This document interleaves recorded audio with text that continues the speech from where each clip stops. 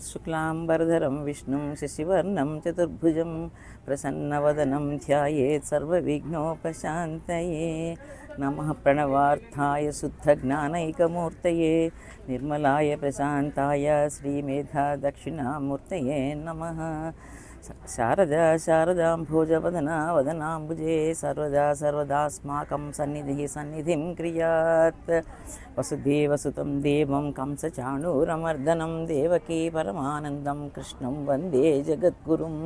सर्वोपनिषदो गावो दोग्धा गोपालनन्दनः पार्थो वत्स सुधीर्भोक्त दुग्धं गीतामृतं महत्। ओं श्री महागणाधिपतये नमः। ओं श्री गुरुभ्यो नमः। ओं श्री महासरस्वत्यै नमः। ओं श्री मातापितृभ्यो नमः। हरि ओं। అందరికీ నమస్కారం అండి. నిన్నటి రోజున మనము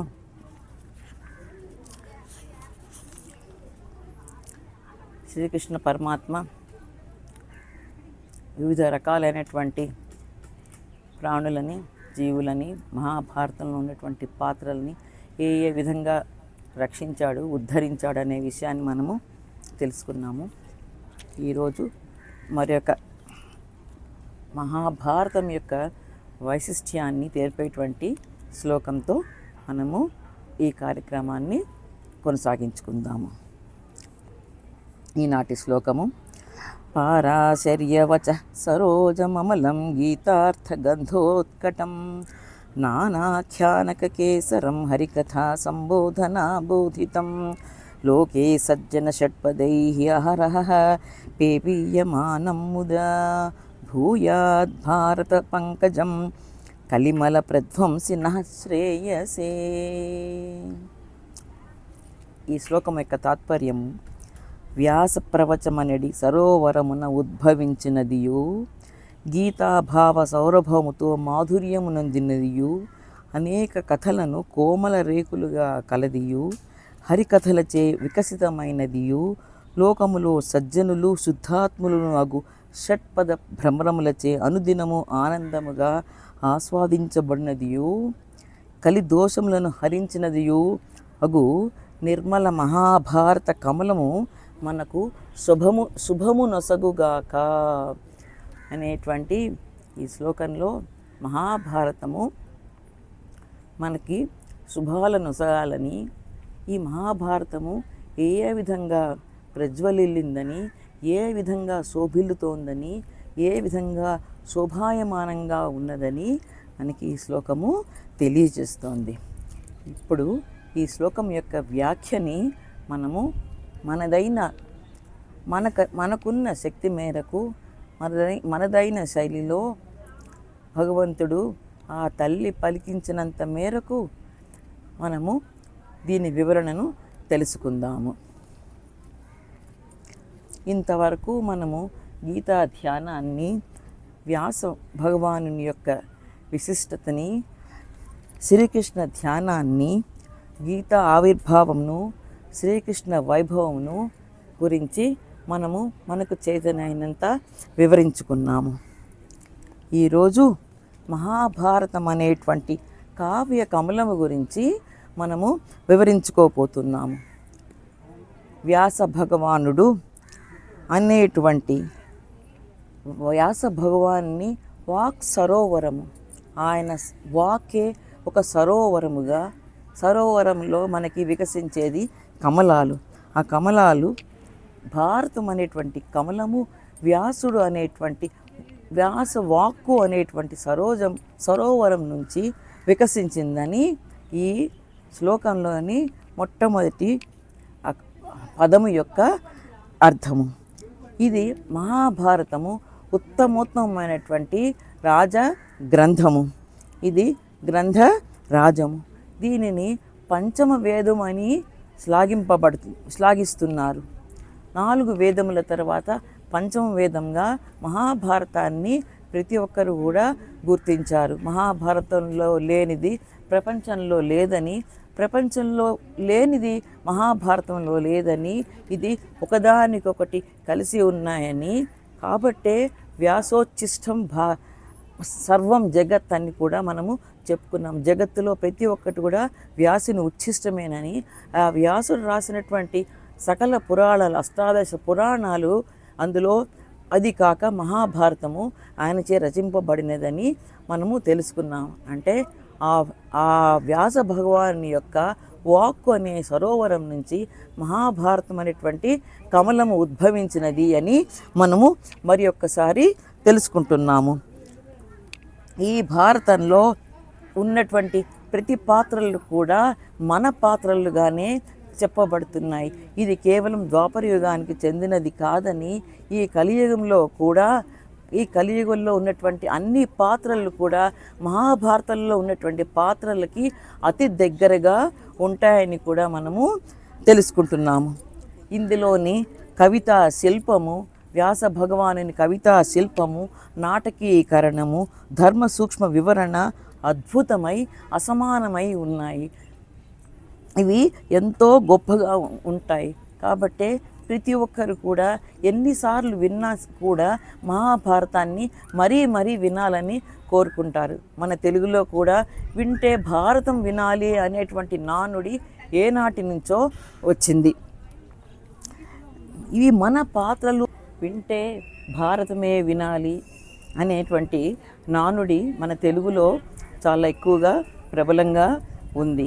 మన పాత్రలు, మన మనస్తత్వాలు, మన ఆంతరంగికమైనటువంటి లక్షణాలు ఇవన్నీ కూడా మహాభారతంలో కొట్టొచ్చినట్టుగా మనకి కనబడుతూ ఉంటాయి. ఈ త్రికాల జ్ఞాని అయినటువంటి వ్యాస భగవానుడు అపూర్వ సృష్టి అయినటువంటి ఈ మహాభారతాన్ని మనకి ఈ మహాభారతము మనకి గొప్ప యశస్సుని, మన దేశానికి, మన సనాతన ధర్మానికి గొప్ప యశస్సుని కలిగించింది. ఈ వ్యాస భగవానుడు పరాశరుని యొక్క పుత్రుడని మనకి తెలిసిన విషయమే. పరాశరుడు అనగా ఆయన భూత భవిష్యత్ వర్తమానాలు అన్నీ కూడా సంపూర్ణంగా తెలిసినటువంటి వాడు. అందుకనే ఈ శ్లోకంలో పారాశరః అనేటువంటి పేరుతో ఈ వ్యాస భగవాన్ని సంబోధించడము జరిగింది. ఈ పరాశర మహాముని ఆయన పరాశర స్మృతి అని, పరాశర హోర అనేటువంటి గొప్ప గొప్ప గ్రంథాలని కూడా ఆ పరాశర మహర్షి రచించినాడు. అట్టి మహాత్ముని యొక్క కుమారుడైనందువలన వ్యాసముని ఈ శ్లోకంలో పారాశరః అనేటువంటి సంబోధన చేయడము జరిగినది. ఏ రకంగా అయితే వాసన లేని పూలు పూజకు పనికిరావో, అవి కేవలము దర్శనీయంగా ఉంటాయి కానీ పూజకు పనికిరావు. అలాగే తత్వ సౌరభవము లేనటువంటి ఏ గ్రంథము కూడా మనకి చదవడానికి కానీ, మనం అనుసంధానం చేయడానికి కానీ, అనుసరించడానికి కానీ పనికిరాదు. కానీ ఈ మహాభారతం అనేటువంటి ఈ అపూర్వ గ్రంథము గీతార్థ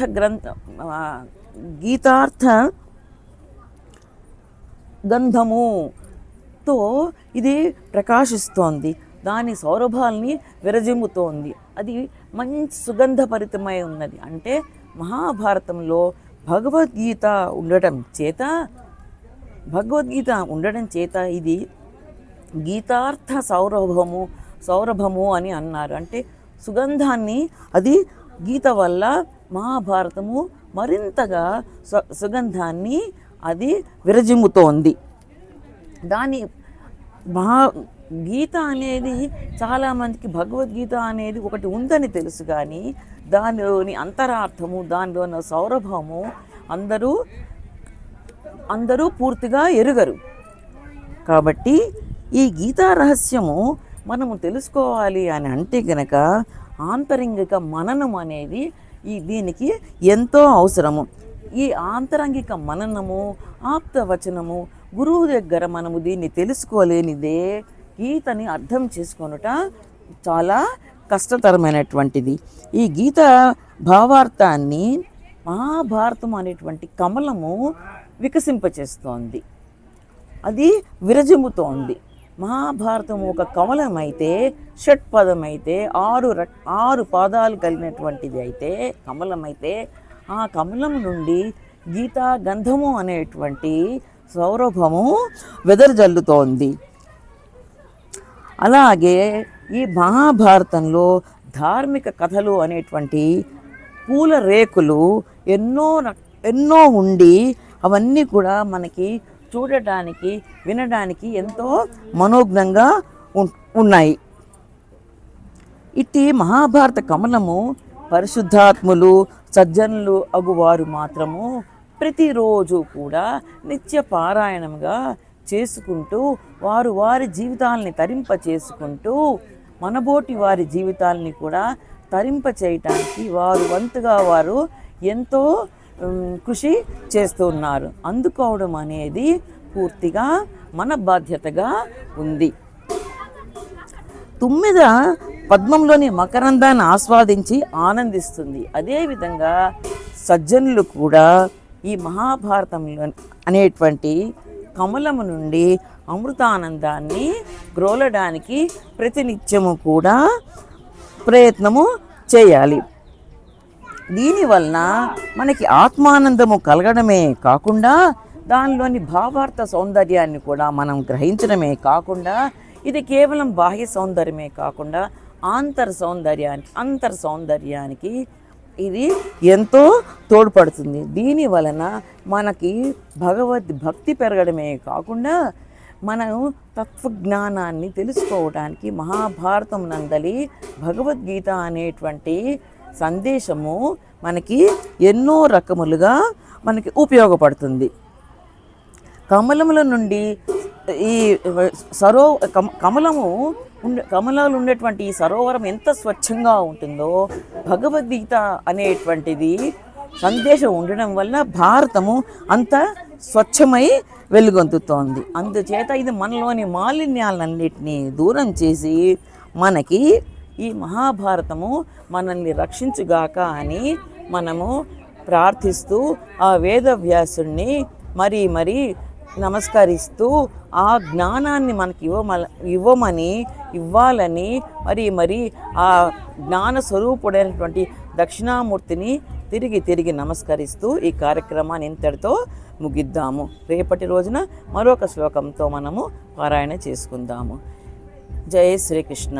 యత్ర యోగేశ్వర కృష్ణో యత్ర పార్థో ధనుర్ధరః తత్ర శ్రీర్విజయో భూతిః ధ్రువాణి తిర్మమ యదక్షరపదభ్రష్టం మాత్రాహీనం చ యద్భవేత్ తత్సర్వం క్షమ్యతాం దేవనారాయణ నమోస్తుతే. కాయేన వాచా మనసేంద్రియైర్వా బుద్ధ్యాత్మనా వా ప్రకృతే స్వభావాత్ కరోమి యద్యత్ సకలం పరస్మై నారాయణాయేతి సమర్పయామి. సర్వే భవంతు సుఖినః, సర్వే సంతు నిరామయాః, సర్వే భద్రాణి పశ్యంతు మా కశ్చిత్ దుఃఖభాగ్ భవేత్. హరి ఓం. శ్రీయకాంతాయ కళ్యాణ నిధయేర్థినాం శ్రీవేంకటనివాసాయ శ్రీనివాసాయ మంగళం. స్వస్తి.